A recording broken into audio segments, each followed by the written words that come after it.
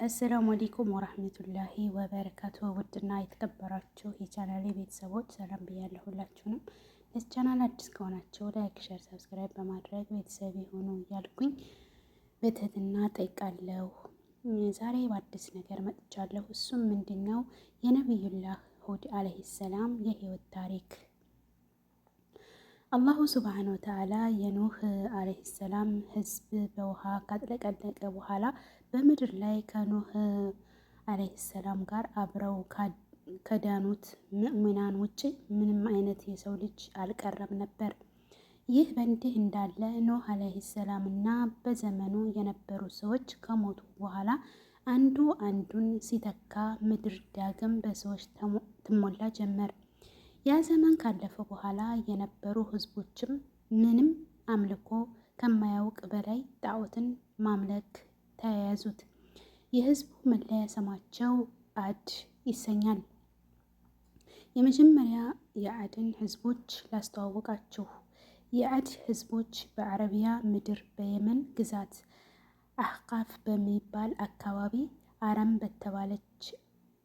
አረም በተባለች ከተማ የሚኖሩ በጣም ትላልቅ ቁመና ያላቸው ህዝቦች ሲሆኑ አላህ ስፍር ቁጥር የሌለው የጸጋ አይነት ያተረፈረፈባቸው ጎሳዎች ናቸው። ከጸጋዎቻቸው የሚኖሩበት ምድር በጣም ለቡቃያ አመችና ለም አፈር ያለበት አካባቢ ነው። ሰውነታቸውም በጣም ግዙፎችና ረጃጅሞች ነበሩ። ከሰውነታቸውም መግዘፍ የተነሳ አንድ የተምር ዘንባባ በሁለት ጣታቸው ይነቅሉ ነበር።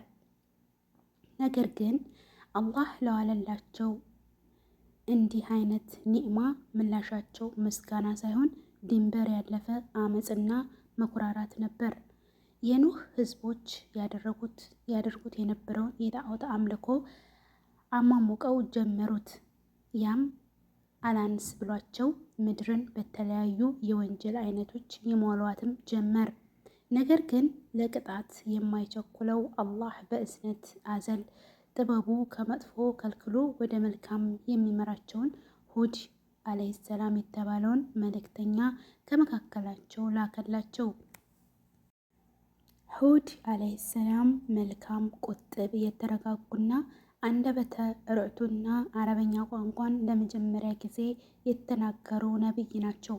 አላህም እሳቸውን ወደ ህዝቦቻቸው በመሄድ የጌታቸውን ተልእኮ እንዳደርሱ አዘዛቸው። ሁድም አለይሂ ሰላም የጌታቸውን ትዕዛዝ በመቀበል ወደ ህዝባቸው ሄደው እኔ ከጌታችሁ የተላኩ ነቢይ ሲሆን በዚህ ዓለምም አላህ የሚባል ጌታ አለ፣ ከሱ ሌላ አምላክ የለም። እዚህ ከተለያዩ ድንጋይና እንጨት ጠርባችሁ የምታመልኳቸው ጣዖታት መጥቀምም መጉዳትም የማይችሉ ደካማ ሲሆኑ ከእናንተ ጥበቃን ይሻሉ እንጂ ራሳቸውንም አይጠብቁም። እኔን የታዘዘኝ ከሞት በኋላ ጀነት ይገባል። እኔንም ያስተባበለኝ ጀሃነም መቀጫው ስትሆን መቀመጫነቷስ ምንኛ ከፋ ብለው ማስጠንቀቅ ጀመሩ። እነሱም ነቢያቸው በሚናገረው ግራ በመጋባት እንዴት ነው ያን ሁላ አምልኮቶቻችንን ትተን እንዴ አንድ ፈጣሪ ብቻ የምንገዛው? ይህ ሰውዬ ምን አይነት ቅልነት ነው ይዞብን የመጣው? የሚሉም ነበሩ። ሁድ አለይሂ ሰላም ህዝቦቹ የሚያሳዩት የመልስ ምት ለቅጽበት እንኳን ተስፋ አላስቆረጣቸውም ነበር። ይልቁኑ እኔ ከእናንተ ዘንድ የፈጣሪያችሁን ጥሪ ለማድረስ ከመካከላችሁ የተመረጥኩ ሲሆን ትተሳሰባላችሁ። መልካም የሰራ ለነፍሱ ነው፣ መጥፎ የሰራም ከከሳሪዎቹም ይሆናል እያሉ ይጠሯቸው ነበር።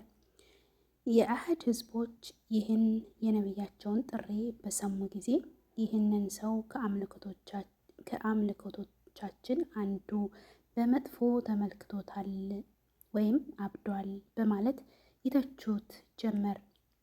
አንዳንዱም ይህ ሂሳብ ጀነት ጀሃነም መቀስቀስ የምትለው ምን ማለት ነው እያሉም ይከራከሩታል።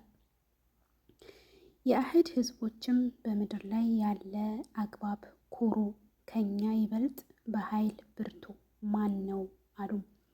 ያ የፈጠራችሁም አላህ እርሱ በኃይል ከእርሱ ይበልጥ የብርታቱ መሆን አያዩምን?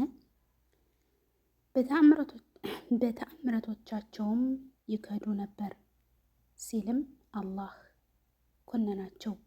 ሁድ ዓለይሂ ሰላም የህዝቡ ሁኔታ ተስፋ ሳያስቆርጠው እናንተ ከምትሰሩት ሁሉ እኔ ነፃ መሆኔን መስካሪ ሆኑ እያለ የእሱን ጥሪ ባለመቀበላቸው በዱንያ የሚወርድባቸውንም ቅጣት ያበስራቸውም ጀመር። እነሱም ምንድን ነው ዝም ብለህ ቅጣት ቅጣት እያልክ የምታስፈራራን? እንዳውም እስቲ ቅጣት የምትለውን አምጣው እያሉ ያሾፉበታል። የአህድ ህዝቦችም በምድር ላይ ያለ አግባብ ኮሩ፣ ከኛ ይበልጥ በኃይል ብርቱ ማን ነው አሉ። ያ የፈጠራችሁ አላህ እርሱ በኃይል ከእርሱ ይበልጥ የበረታ መሆኑን አያዩምን? በተአምራታቸውም ይክዱ ነበር ሲልም አላህ ኮነናቸው። ሁድም ዓለይሂ ሰላም ይህ የማስጠነቀቃችሁ ከቅጣት በእናንተ ላይ ተፈጻሚ ይሆናል፣ አትጠራጠሩ አሏቸው። በመጨረሻም ሁድ ዓለይሂ ሰላም በህዝቦቻቸው ላይ ዱዓ ማድረግ ጀመሩ። ከዚያም አላህ የቅጣቱን አርጩሜ በህዝቡ ላይ ሊያወርድ የመጀመሪያ ለረጅም ዓመታት ዝናብ በማቋረጥ ምድሪቱን አድርቆ እንስሶቻቸውን አጠፋባቸው። ሁድም ዓለይሂ ሰላም ከዚህ ሁሉ እንግልት ሊያድኗቸው የሚችለው በጌታችሁ ከዚህ ሁሉ እንግልት ሊያድናችሁ የሚችለው በጌታችሁ ማመን ብቻ ነው አሏቸው።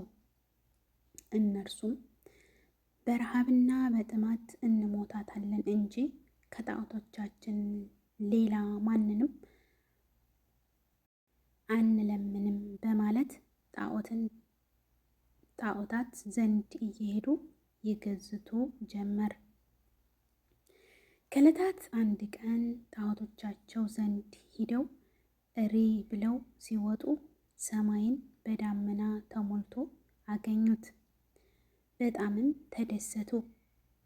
አምልኮቱ ጸሎቶቻቸውንም እንደሰሙ አመኑ። ጥሩ ዝናብ ሊዘንብልን ነው በማለትም ተመጻደቁ።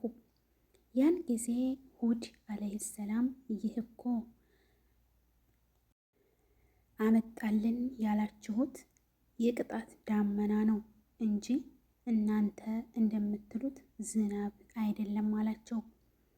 ከዚያም ከፍተኛ ጉልበት ያለው ንፋስ ከተማቸውን ያናውጥላቸው ጀመር። ቀስ በቀስ ንፋሱ አስፈሪ ድምፁን እየቀላቀለ በከፍተኛ ጩኸት ህዝቡን ወደ ሰማይ ማፈናጠር ጀመረ። በዚህ ሁኔታ ለ7 ሌሊቶችና ለ8 ቀናት ያህል ንፋሱ ዘለቀ። በእነዚያ የቅጣት ቀናት ሰውም እንስሳትም ምንም አይነት ፍጡር አልቀረም ነበር። በሁድ ዓለይሂ ሰላም ያመኑት ሙእሚናን ሲቀሩ ሁሉም የመቅስፈቱ ሰለባ ሆነው ታሪካቸውን በቅጣት ብዕር አጠናቀቁ።